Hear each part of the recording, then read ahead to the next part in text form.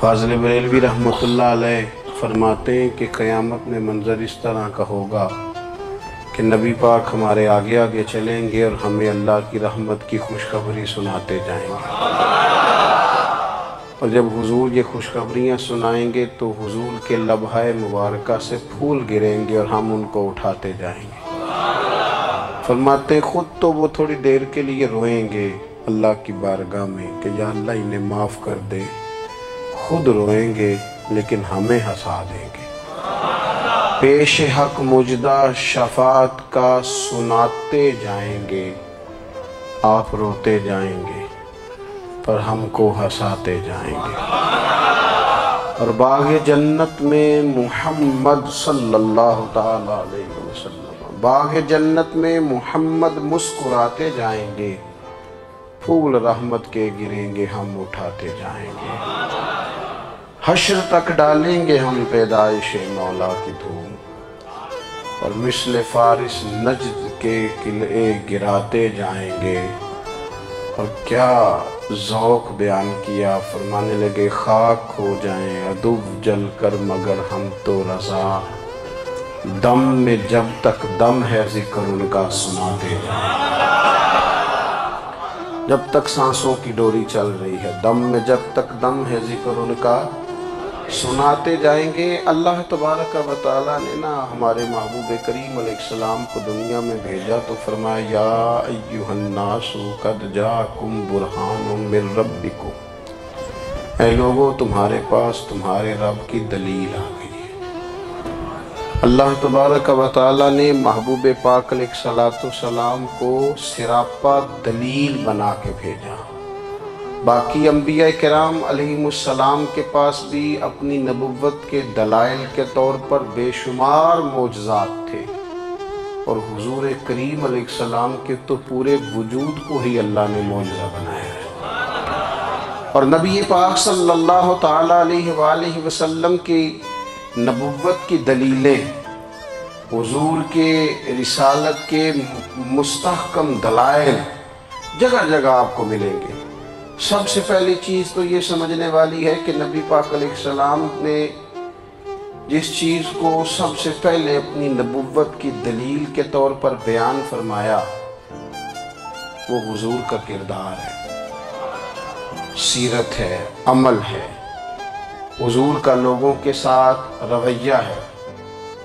نبی پاک علیہ السلام کی تبلیغ کے 3 دور ہیں۔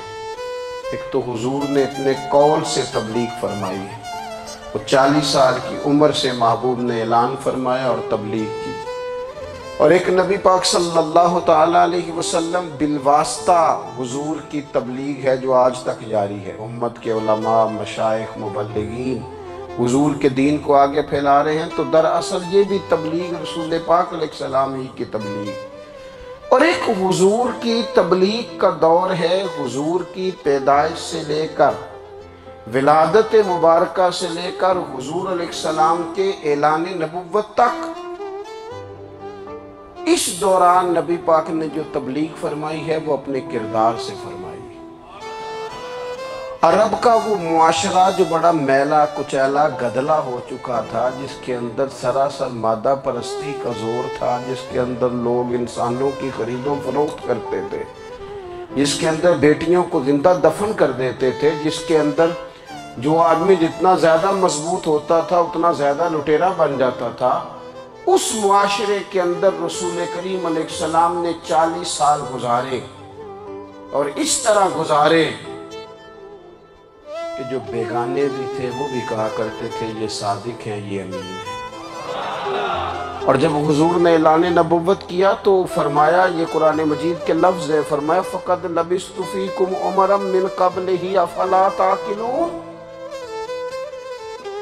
میں تمہارے بیچ عمر کا ایک حصہ گزار چکا ہوں، تمہیں عقل نہیں ہے، شعور نہیں ہے۔ نبی کریم علیہ السلام نے اپنے کردار کو، اپنے عمل کو اپنی نبوت کی دلیل کے طور پر بیان فرمایا۔ وہ تو حضرت حلیمہ بھی فرماتی ہیں نا، جب میں نبی کریم علیہ السلام کو اپنے گھر لے گئی تو میرا اپنا بچہ بھی دودھ پیتا تھا، 2 میرے بیٹے ہو گئے، ایک میری یہ نسبی اولاد اور حضور میری رضائی اولاد۔ تو کہتی ہیں جب میں کریم محبوب علیہ السلام کو اپنے سینے سے لگاتی تھی تو حضور میرے ایک پستان سے دودھ پیتے تھے اور دوسرا اپنے بھائی کے لیے چھوڑ دیا کرتے تھے۔ یہاں سے رسول کریم علیہ السلام نے کردار کے ذریعے تبلیغ اور پھر اعلان نبوت سے پہلے ایک تنظیم عرب کے جوانوں پر، عرب کے سرداروں پر مشتمل بنائی گئی، جس میں نبی کریم علیہ السلام نے بڑا حصہ لیا سرکار نے، اور بڑے اہم لوگوں کو شعور حضور نے عطا فرمائے۔ وہ اس جماعت کا فیصلہ تھا کہ ہم سارے جوان، سارے بڑے لوگ ملیں گے۔ یہ حضور کے اعلان نبوت سے پہلے کی بات ہے۔ ہم بڑے لوگ ملیں گے، کسی بڑے کو کسی چھوٹے پر ظلم نہیں کرنے دیں گے، کسی آدمی کو کسی غریب کا حق نہیں کھانے دیں گے۔ حضور علیہ السلام نے نا اپنے کردار سے، اپنے عمل سے، اور آپ کا جو عمل ہوتا ہے نا وہ اصل ہوتا ہے۔ ایک ہوتا ہے آپ کوئی بات کرتے ہیں اور ایک ہوتا ہے کہ آپ کوئی عمل کرتے ہیں۔ آپ جب عمل کرتے ہیں تو عمل کے ذریعے بھی لوگوں تک بات پہنچتی ہے کہ دراصل آپ کا اٹھنا بیٹھنا چلنا پھرنا کیا ہے۔ میرے رسول کریم علیہ السلام کا اٹھنا بھی ایک نبی کا، بیٹھنا بھی ایک نبی کا، بات کرنا بھی ایک نبی کا، معاملات زندگی کرنا بھی ایک نبی کا، لین دین کرنا بھی ایک نبی کا۔ ایک شخص کہتے ہیں میں نے اعلان نبوت سے پہلے حضور علیہ السلام سے کوئی چیز خریدی تھی اور میں نے عرض کیا تھا آپ یہاں تشریف رکھیں، میں پیسے لے کے آتا ہوں۔ میں 3 دن کے بعد آیا۔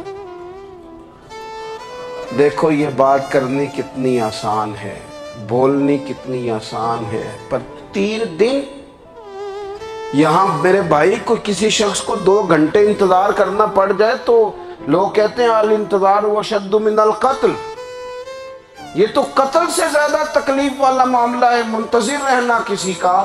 کہتے 3 دن کے بعد میں آیا تو میرے رسول کریم وہی تشریف فرمایا، بس اتنا فرمایا یار تم نے مجھے بڑی تکلیف میں ڈال دیا، 3 دن ہو گئے یہاں رکے ہوئے۔ تو حضور نے اپنے کردار کو، اپنے عمل کو، اپنے معاملات کو سب سے پہلے اپنی نبوت کی دلیل کے طور پر پیش کیا۔ کسی نے کیا خوب کہا تھا کہ جو تیری جان کے دشمن ہیں وہ بھی کہتے ہیں، وہ جو تیری جان کے دشمن ہیں، بظاہر تو آئے ہیں نا ہجرت کی رات جان لے لے، لیکن امانتیں حضور کے گھر میں رکھی ہوئی ہیں، امانتیں کاشانہ نور پہ پڑی ہیں۔ وہ جو تیری جان کے دشمن ہیں وہ بھی کہتے ہیں کہ امین تو ہے اور صداقت کی آبرو تو ہے، امین بھی تو ہے، صداقت کی آبرو تو ہے۔ تو پہلے کردار، پھر دوسری بات، اللہ تعالیٰ نے اپنے محبوب علیہ السلام کو اپنا مطلق نائب بنا کر، اپنا محبوب اعظم بنا کر، ویسے ہی سارے انسانوں کے بارے میں کہا وَإِذْ قَالَ رَبُّكَ لِلْمَلَائِكَةِ إِنِّي جَاعِلٌ فِي الْأَرْضِ خلیفہ، میں زمین میں اپنا نائب بنانے والا ہوں۔ لیکن حضور علیہ السلام تو محبوب ہے نا، حضور کی نیابت تو محبوبیت کے درجے پر فائز ہے۔ تو رسول پاک کو رب کریم نے اس طرح کا بنا کے بھیجا کہ حضرت عبداللہ ابن رواحہ رضی اللہ تعالیٰ عنہ بیان فرماتے ہیں کہ اگر حضور کوئی معجزہ نہ بھی دکھاتے، نبی کریم علیہ السلام سے کوئی اعجاز لوگ نہ بھی دیکھتے، تو محبوب کا تو چہرہ ہی اس طرح کا تھا، لوگوں نے دیکھتے جانا تھا اور کلمہ پڑھتے جانا تھا۔ لیکن باوجود اس کے میرے رسول پاک کا اعجاز یہ ہے، کمال یہ ہے کہ حضور کبھی اشارہ کر دیں تو چاند 2 ٹکڑے ہو جائے، کبھی دعا مانگ دیں تو ڈوبا ہوا سورج واپس آ جائے، کبھی محبوب گزرنے لگے تو پتھر آپ پر سلام پڑے، کبھی حضور پہاڑ پر چڑھ جائیں تو پہاڑ وجد میں آ کر جھومنے لگے، محبوب کا کبھی نماز پڑھاتے ارادہ بن جائے تو اللہ تعالیٰ قبلے کا رخ ہی تبدیل فرما دے۔ کیا خوبصورت سوچ ہے اور کیا نظریہ دیتے ہیں بریلی کے امام۔ فرماتے اجابت کا جوڑا عنایت کا صحرا، دلہن بن کے نکلی دعائے محمد، اور اجابت نے جھک کر گلے سے لگایا، بڑی ناز سے جب دعائے محمد، دیکھو خدا کی رضا چاہتے ہیں تو عالم خدا چاہتا ہے رضا محمد صلی اللہ تعالی علیہ وسلم. اور ایک مقام پہ فرماتے ہیں نائب دست قدرت پہ لاکھوں سلام، نائب دست قدرت پہ لاکھوں سلام. تو اللہ تعالیٰ نے نبی پاک صلی اللہ تعالی علیہ وسلم کو جو اعجاز. پھر ایک اور بات، حضور امی ہے. دنیا میں آ کر محبوب نے کسی سے پڑھا ہی نہیں. میرے محبوب نے جتنا پڑھا ہے رب کریم سے پڑھا ہے. الرحمن علم القرآن خلق الانسان، رحمان نے قرآن سکھایا پھر انسان بنایا. اللہ تبارک و تعالیٰ کی بارگاہ کرم سے حضور نے لیا. رسول کریم امی ہیں، یہ بھی حضور کی نبوت پر ایک بڑی دلیل. دیکھو ایک ہوتا ہے کوئی آدمی بچپن سے کسی چیز سے شغف رکھے اور جب اس کی عمر بڑی ہو جائے تو کہتے ہیں اس کا تجربہ بڑا ہو گیا ہے. یہ پہلے کوئی شعر کہتا تھا، کوئی ادبی جملہ کہتا تھا، تو اب اس کی یہ کام کرتے کرتے عمر بڑی ہو گئی ہے تو رسوخ حاصل ہو گیا. 40 سال کی عمر مبارک تک نبی کریم نے ایک شعر بھی نہیں کہا. حضور علیہ السلام نے کبھی کوئی ایسی بات، ویسے تو حضور کی ہر بات حکمت والی، لیکن جس کو عرب کے لوگ اپنے لہجے میں شاعری یا اپنے لہجے میں ادب کہتے تھے، وہ حضور نے بیان نہیں فرمایا. لیکن جب 40 سال کی عمر میں اعلان نبوت کیا تو پھر بڑے بڑے فصیح و بلیغ، بڑے بڑے سیانے طفیل بن عمر کہتے ہیں کہ اس شخص کو بھی میں نے دیکھا جسے بڑا ناز تھا اپنی فصاحت اور بلاغت پر، اور جب وہ حضور کے پاس آیا اور اس نے آ کے کچھ باتیں کی تو محبوب خاموشی سے سنتے رہے. اور جب وہ چپ کر گیا تو میرے کریم نے صرف سورہ فاتحہ پڑھی. کبھی اٹھتا تھا، کبھی بیٹھتا تھا، کبھی غور کرتا تھا، کبھی دائیں جاتا تھا، کبھی بائیں جاتا تھا. پھر کہنے لگا بتاؤ نا کلام کس کا ہے؟ فرمایا اس رب کا، اس رب کا، اس رب کا جس کا میں رسول بن کے آیا ہوں. نبی کریم صلی اللہ تعالی علیہ وسلم امی ہیں، لیکن حضور نے کائنات کے رازوں سے پردے ہٹا دیے. نبی کریم نے جینے کے سلیقے بتا دیے. حضور نے ہر شخص کو اس کے مقصد حیات سے آگاہ کر دیا. نبی کریم علیہ السلام نے وہ فلسفہ حیات بیان کیا کہ لوگوں کو صرف جینے میں مزہ نہیں آیا، مرنے میں بھی مزہ آنے لگا. لوگ آگے بڑھ بڑھ کے جانیں پیش کرنے لگے، اپنی اولادیں قربان کر. جو فلسفیوں سے کھل نہ سکا اور نکتہ وروں سے حل نہ ہوا، وہ راز ایک طیبہ والے نے بتلا دیا چند اشاروں میں. محبوب کریم امی ہیں، لیکن حضور نے اس طرح دنیا کو سکھایا، اس طرح دنیا کو پڑھایا، اس طرح حضور نے علم کے چراغ اور دیپ روشن کیے کہ قیامت تک جسے روشنی ملے گی نا، اسے صرف دروازہ مصطفیٰ سے ملے گی، اسے رسول کریم علیہ السلام کے در دولت سے ملے. کچھ لوگوں نے کہا کہ اپنے پاس سے آیات بنا کے لاتے ہیں، اپنے گھر میں بیٹھ کے دعوے کر لینا تو کوئی مشکل کام نہیں نہ ہوتا، سارے لوگ ہی کر لیتے ہیں. بلکہ وہ ہمارے ایک بزرگ کہا کرتے تھے خیالی پلاؤ پکائیے تے گھیو کدے بھی کاٹ نہ پائیے، کیونکہ کون سا پیسوں کا ڈالنا ہے، زیادہ ڈالیں آپ اور زیادہ ڈالیں. بہت سارے لوگ ہیں آج بھی، کچھ لیبرل ہیں بیچارے، کچھ دین بیزار طبقہ ہے، تو وہ کہتے ہیں جناب ہمیں تو جدید باتیں بتائیں، ہمیں تو نئے اسلوب کے مطابق لے کے چلیں، ہمیں تو او بھائی سن.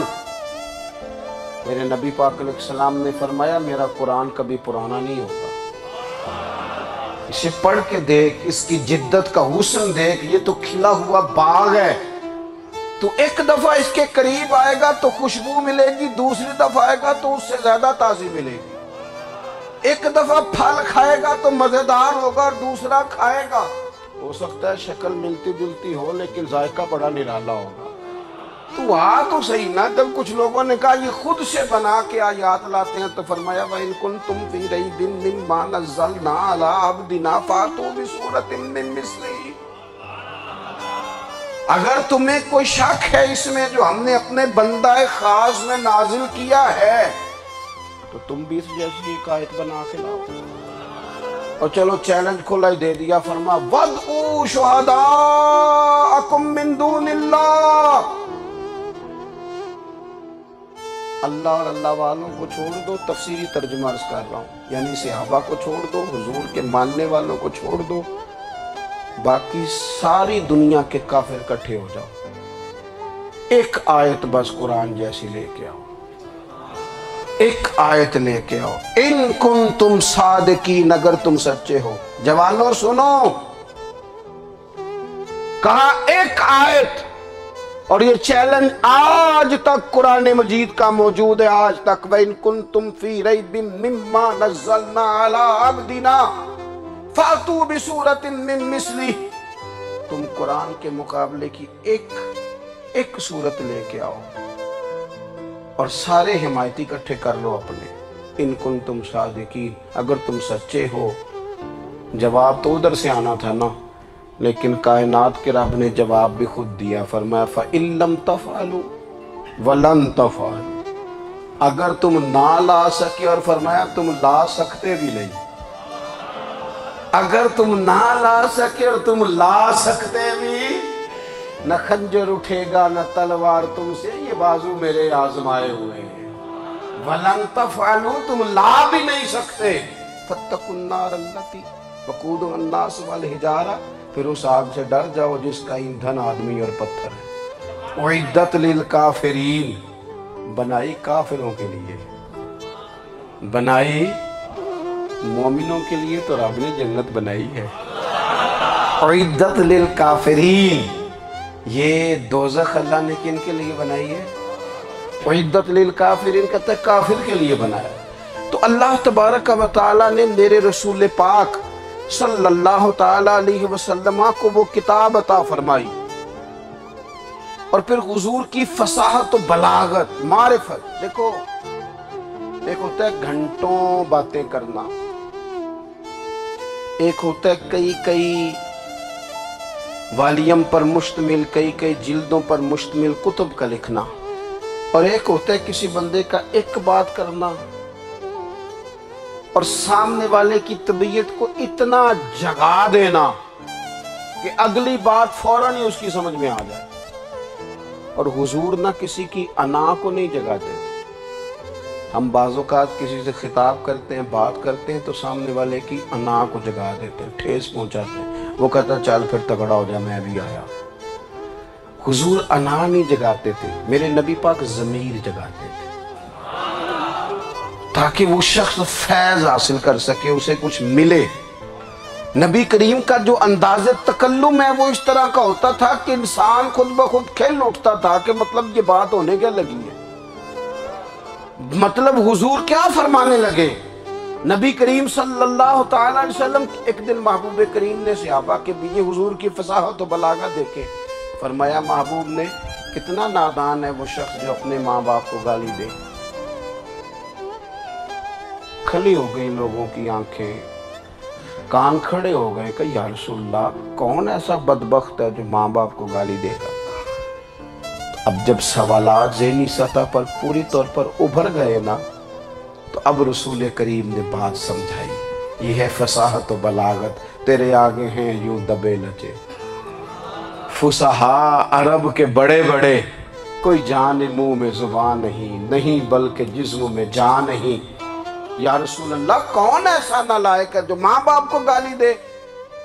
اب جب ذہنی سطح یہاں تک ابھر آئی تو اب حضور نے سمجھایا, اور میں جب تم کسی کے ماں باپ کو گالی دو گے نا تو وہ بھی تو جواب میں تمہارے ماں باپ کو دے گا نا.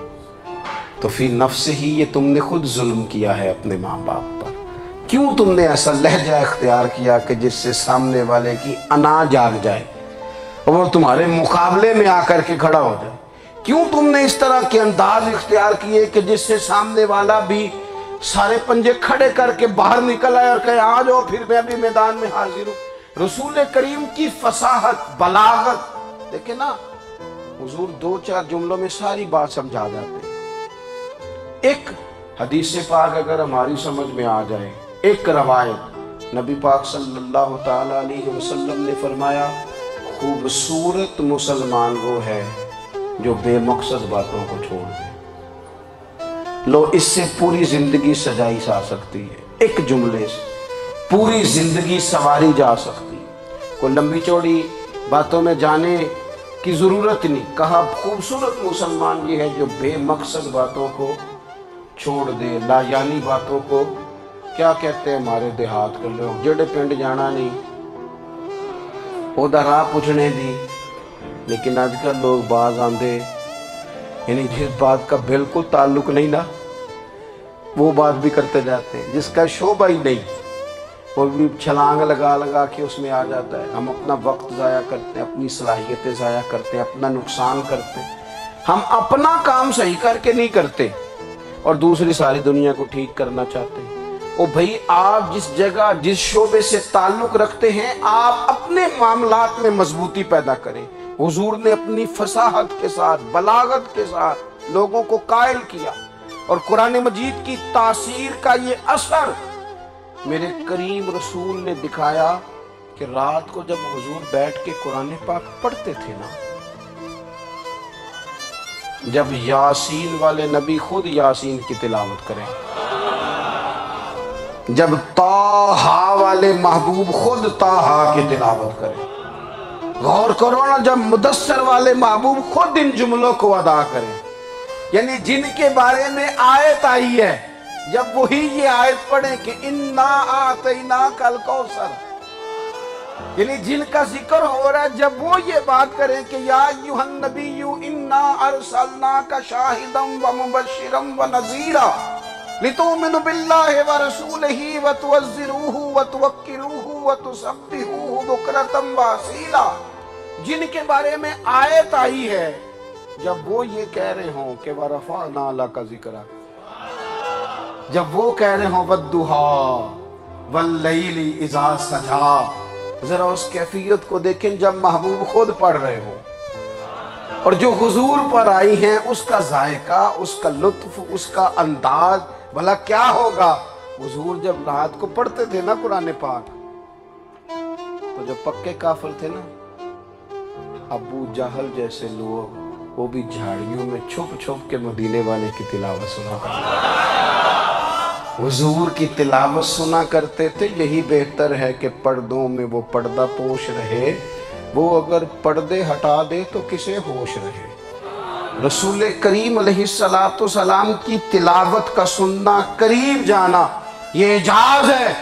حضرت فاروق اعظم کہتے ہیں میں طبیعت کا بڑا ڈاڈا تھا، مزاج کا بڑا سخت تھا، زندگی ہمیشہ ڈٹ کر گزاری، باتوں پر کھڑا رہنا آتا تھا، اور جب میری بہن نے مجھے چند آیتیں سنائی نا تو میں تڑپ ہی گیا، کروں آیا سا مار مقامنے نو، ان مینو مار دے لے چلو، اوہ مت عمر دی عمر برباد ہو جائے جتھے عمر سوار دے لے چلو۔ یہ اعجاز ہے رسول کریم صلی اللہ تعالی علیہ وسلم پر نازل ہونے والی کتاب کا۔ پھر حضور نے خبریں دی، نبی پاک نے خبریں دی، حضور نے فرمایا روم فتح ہوگا، وہ ہوا۔ نبی کریم علیہ السلام نے فرمایا شام فتح ہوگا تو شام فتح ہوا، فرمایا ایران فتح ہوگا تو ایران فتح ہوا۔ سراقہ بن مالک کہتے ایک گاؤں پر بھی مسلمانوں کی حکومت نہیں تھی، ایک گاؤں پر حضور مکہ مکرمہ سے نکل رہے تھے، مدینہ طیبہ تشریف لے جا رہے تھے، ابھی راستے میں تھے، میں 100 سرخ اونٹوں کے لالچ میں معاذ اللہ حضور کو گرفتار کرنے پہنچ گیا۔ محبوب نے حکم دیا، حضور کا معجزہ میں نے آنکھوں سے دیکھا، میرا گھوڑا زمین میں دھستا چلا گیا، میں نے معافی مانگی، حضور نے معاف کر دیا۔ میں نے سمجھا اچانک ہو گیا ہے، یہ منوانا بھی بڑا مشکل کام ہے۔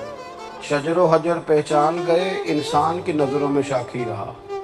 یہ کچھ ایسے لوگ ہیں جن کو منوانا توبہ توبہ، ماننے کو تیار نہیں، دیکھ دیکھ کے بھی ماننے کو تیار ہے نہیں، ماننے کو تیار ہی نہیں۔ کہتے ہیں کہ میں نے پھر चाहा आगे बढ़ना तो फिर जमीन के अंदर मेरे घोड़े के पैर धनसने लगे, फिर माफी मांगी। करीम तेरे माफ करने की अदा पे भी कुर्बान जाए। ये नहीं फरमाया कि तू तो बार बार यूं ही करता है, फरमाया माफी मांगता है, जा मैंने माफ किया। कहते हैं 3 दफा मैं आगे बढ़ा, 3 दफा हुजूर ने माफ किया तो मुस्कुरा के फरमाने लगे, तू यहाँ मुझे गिरफ्तार करने आया है, वो कैसर रोम का इलाका फतह होगा। वो कंगन जो पहनता है ना हाथों में, बादशाह के कंगन मारूफ हैं, वो तेरे हाथों में आएंगे। अल्लाह करे आप समझे। ये जो लोग डरी डरी सहमी सहमी और हमारे बच्चे मायूसी की माज़अल्लाह बातें करते हैं, वो देखें हुजूर किस तरह की गुफ्तगू फरमाते हैं। अभी एक गांव पर भी इस्लाम की हुकूमत नहीं, लेकिन हुजूर का खबर देने का अंदाज। करीम फरमाने लगे वो कैसर रोम के जो कंगन होंगे वो तेरे हाथों में आएंगे। जनाब सुराका बिन मालिक फरमाते हैं कि मैं मुसलमान हो गया, हुजूर का विसाल हो गया, कंगन नहीं आए। हजरत अबू बकर सिद्दीक का विसाल ज़ाहिरी हो गया, कंगन नहीं आए। जनाब उमर का दौर आ गया, सुराका बूढ़े हो गए। कोई बंदा पूछता ना कि अब तो उम्र ढल गई है, जिंदगी का पता नहीं, कहने लगे नहीं मैं नहीं जाता, जब तक कंगन नहीं आते इजराइल कोई नहीं आएंगे, क्योंकि साढ़े नबी की जुबान साढ़े वास्ते कुरान। जो दिन को कह दिया दिन है तो दिन निकल आया, जो शब को कह दिया शब है तो रात हो के रही। और खुदा ने उनकी जुबान को वो इख्तियार दिया, जो निकली मुंह से उनके वो बात हो के रही। और फाजिल बरेलवी का तो अंदाज ही फिर अनोखा है ना। वो तो कहते हैं वो जुबान जिसको सब कुन की कुंजी कहें, जिसको सब कुन की कुंजी कहें, उसकी नाफिज हुकूमत पे लाखों सलाम। कहने लगे नहीं आते हज़रत इज़राइल, फिक्र न करो। बूढ़े हो गए थे, निकलना घर से बंद कर दिया था। हज़रत उमर का दौर था, कंगन आ गए।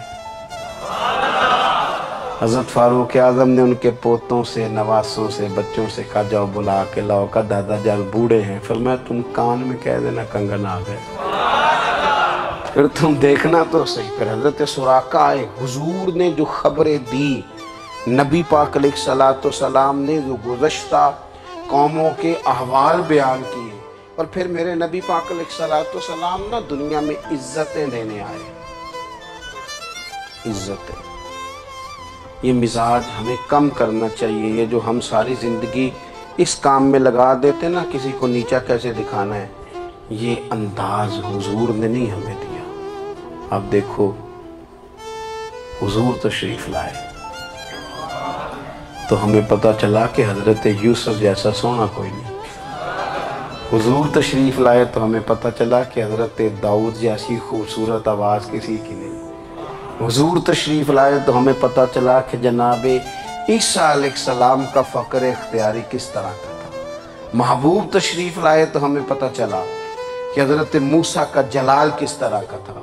ये तो हुजूर आए तो नबी पाक अलैहिस्सलाम ने उसकी भी अज़मत बयान की, उसकी भी शान बयान की। हुजूर ने बताया कि अबू बकर सिद्दीक की शान क्या है, फारूक आज़म का मर्तबा क्या है, उस्मान गनी की हया क्या है, मौला अली की शुजाअत क्या है, अहले बैत नबूवत की अज़मत क्या है।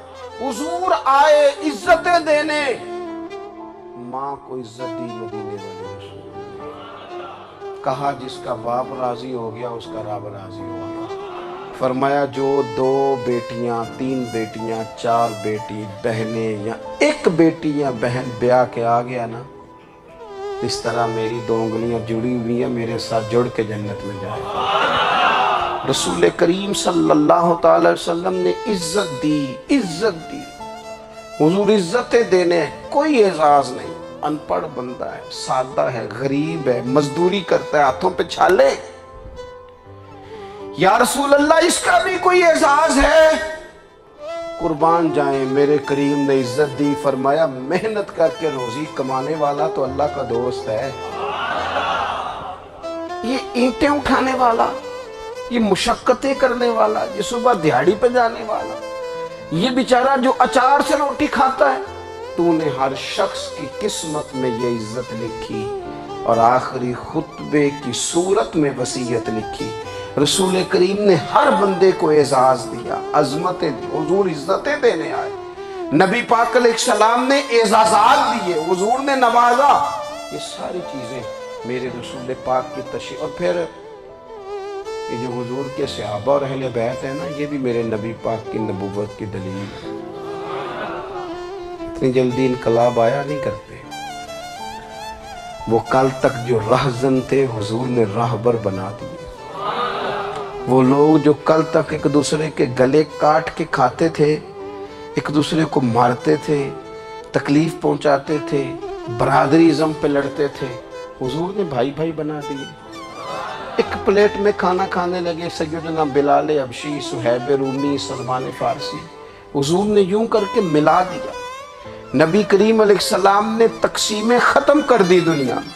حضور کے صحابہ نے اپنا کردار اس طرح کا دکھایا، اتنا بلند کیا، اور صحابہ کرام علیہم رضوان اس کو دیکھ کر اتنی بلندیوں پہ گئے کہ گواہیاں اللہ کا قرآن دیتا ہے۔ فرمایا محمد الرسول اللہ والذین معہ اشداء علی الکفار رحماء بینہم تراہم رکعا سجدا یبتغون فضلا من اللہ ورضوانا۔ اور میں یہ جو میرے محبوب کے ساتھ والے ہیں کافروں پر سخت ہیں، آپس میں نرم دل ہیں، تم جب بھی انہیں دیکھو گے سجدے کرتے دیکھو گے، رکوع کرتے دیکھو گے، تم انہیں دیکھو گے اللہ کی رضا کے متلاشی ہیں۔ انہیں ساری مادہ پرستی سے نکال کر محبوب نے رب کی رضا کے رستے پہ ڈال دیا۔ میرے نبی کریم سید عالم صلی اللہ تعالیٰ علیہ وسلم کی نبوت کے دلائل کے طور پر یہ ساری چیزیں آئیں۔ بس میں بات سمیٹنے لگا ہوں۔ حضور کا جو اخلاق ہے نا، وہ بھی نبی کریم علیہ السلام کی نبوت کی بہت بڑی دلیل ہے۔ وَإِنَّكَ لَعَلَىٰ خُلُقٍ عَظِيمٍ، محبوب ہم نے آپ کو نہ خلق عظیم کا مالک بنایا ہے۔ کچھ لوگ سمجھتے ہیں صرف آپ کا بولنے کا انداز ٹھیک ہو تو آپ با اخلاق ہیں۔ نہیں بھائی، بولنے کا انداز ٹھیک ہونا با اخلاق نہیں، سچ بولنا اخلاق کی علامت ہے۔